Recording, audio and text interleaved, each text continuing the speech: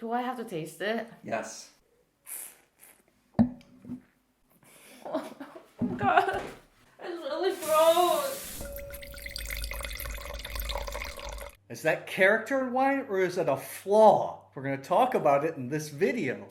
Hello. Welcome back to Exotic Wine Travel, the show that helps you drink adventurously so you can expand your palate and expand your mind. I'm your host, Matthew Horkey.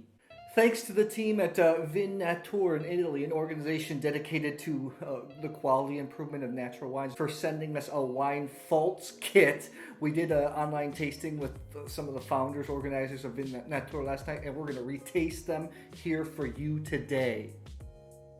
The first wine is tainted by ethyl acetate and acetic acid. Acetic acid is more of this vinegar sort of smell, and you can really taste it. Some people may think that acetic acid actually brings a sense of freshness to the palate, but with excessive amount, it's definitely not going to make the wine taste pleasant.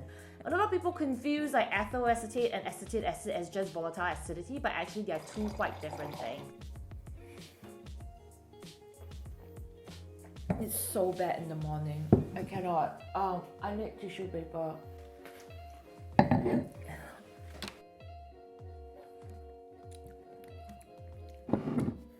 Oh, I'm getting mousiness now.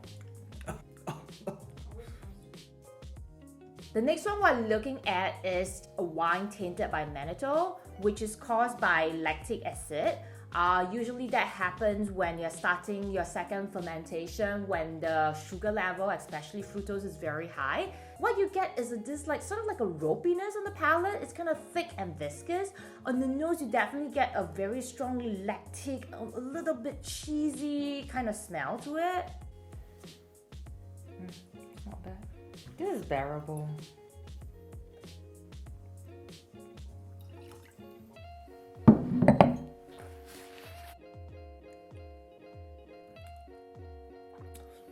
Three beetroot, not awful. For the first two red wine, we're looking at brettanomyces. However, a lot of people may not know that brettanomyces, they're actually different strains. So we have 4EP, 4EG, and 4EC. We won't look at 4EC today. We'll look at 4EP and 4EG. The first one that we're tasting has 4EP, which is much more towards the sweeter side of thing, but it also smells kind of like sweaty, like animal-like. Whereas 4EG is actually more of a spicy note, but at the same time, it's also very overwhelming in high amount and covers all of the fruit flavors. Oh.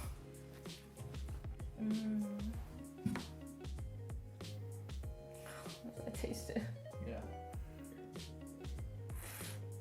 This is what I don't understand about people who don't mind drinking faulty. What, it smells so bad that your body should be telling you, don't touch that stuff, it's disgusting. This really smells like Band-Aid. 5 literally tastes like I'm licking a Band-Aid that I took off myself.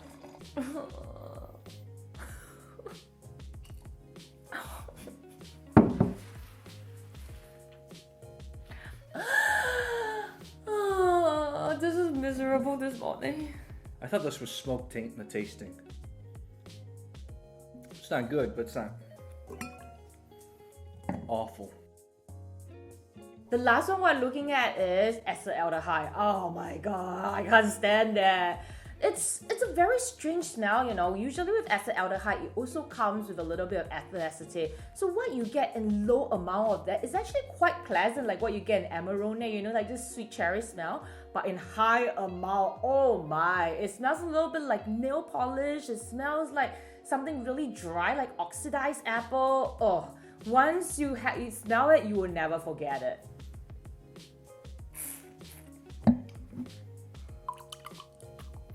Oh god, is that okay? Yeah. It's really gross. This is the worst one. Tastes like homemade wine. Bad homemade wine.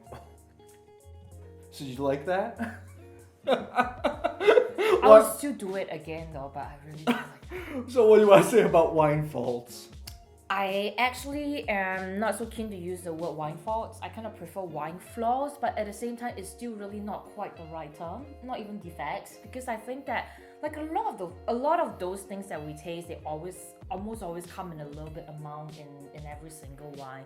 So it's just really about how much they have, how much each wine has that sort of like defect, and how balanced it is.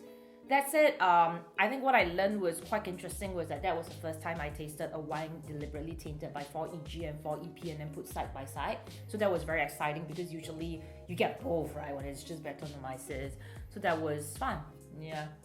What one man's fault is another man's treasure, maybe? That's true. Because I'm more tolerant of things like Brett than you are, and a little bit more volatile acidity in natural wines. Just because they're, classic faults, different people are, more tolerant of the other. I think the one I learned most from was the Brett, the two different types of Brett, EP and EG. Seeing that Brett we think of Brett as just horsiness, of leather, of like old armpits, but it can taste different in a lot of different ways. Mm-hmm. And also for MANNITOL as well. I mean, actually with a little bit of that amount, right, it does create a little bit of this umami quality to wine. So again, exactly like what you said, some people like it, some people don't. However, I still think it's very important to identify all of these things so that you can look at it in the eyes and like you figure it out, right? Do I like it or do I not? You can only make real judgment when you actually can identify that it's present. And like I said, just because they are faults, maybe that you like them, it's fine. Mm-hmm. Just understand other people don't like them. So thanks Vinnatur for giving us this opportunity. A lot of fun to taste, huh? We'll see you guys soon. Hello, thanks for watching. Hey, you made it to the end. Make sure to subscribe to our YouTube channel. Click the bell so you know when new videos are out. If you like content like this, check out our Patreon page where you get some behind the scenes exclusive content. Thanks for watching. Cheers. Cheers.